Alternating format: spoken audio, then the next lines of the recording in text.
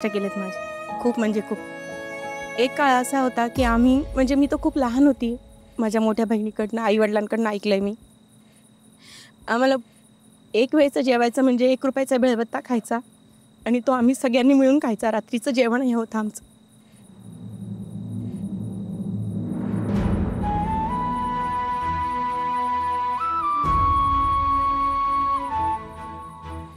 आता सगळं व्यवस्थित आहे महाराजांच्या कृपेने.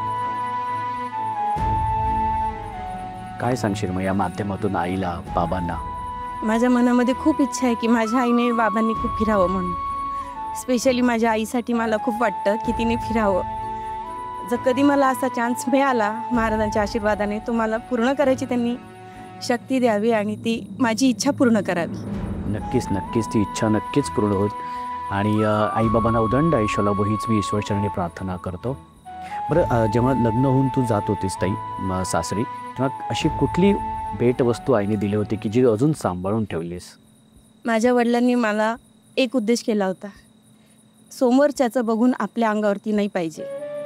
एखादी जो खूप श्रीमंत, थोडक्यात माझ्या बहिणीला आहे, मोठ्या बहिणीला खूप चांगलं सासर मिळालं होतं, म्हणजे तिला सोनं दागिने हे सगळं तिला सुरुवातीपासूनच मिळालं होतं आणि माझ्या वेळेस थोडं हे होतं, पण चांगलंच मिळालं सासर, मी असं हे नाही म्हणत.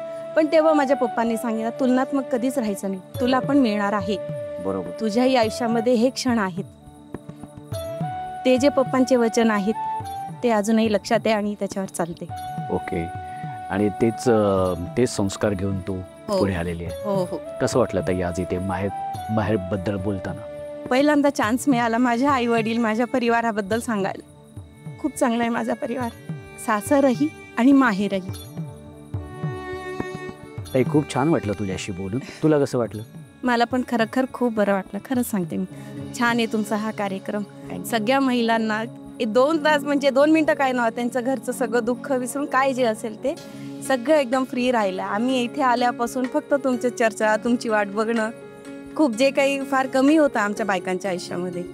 Thank you so much. आणि अशीच तू छान हसत राहा, खूप छान दिसतेस. थँक्यू. ताई तुझं नाव सांग. माझं नाव माधवी योगेश रावळ. माधवी ताई, माहेर कुठलं? पुण्याचं. आणि सासर? मालेगाव इथलेच. सासर मालेगाव. वा, व्हेरी गुड. कसं काय आलं होतं स्थळ? सासूबाईंची बहीण राहते पुण्यामध्ये. मग त्यांनी स्थळ आणलं. अच्छा, मग त्यांनी तुम्हाला बघितलं आणि मग त्यांनी सुचवलं आणि मग ते स्थळ आलं. आणि मग बघण्याचा कार्यक्रम कुठे झाला? नाही, बघितलं तर नाहीच आम्ही एकमेकांना, फक्त सासू सासऱ्यांनी मला बघितलं. अच्छा, मग भाऊजींनी कधी बघितलं? त्यांनी मला डायरेक्ट साखरपुड्यात सुपारी फुटली आमची, न बघताच.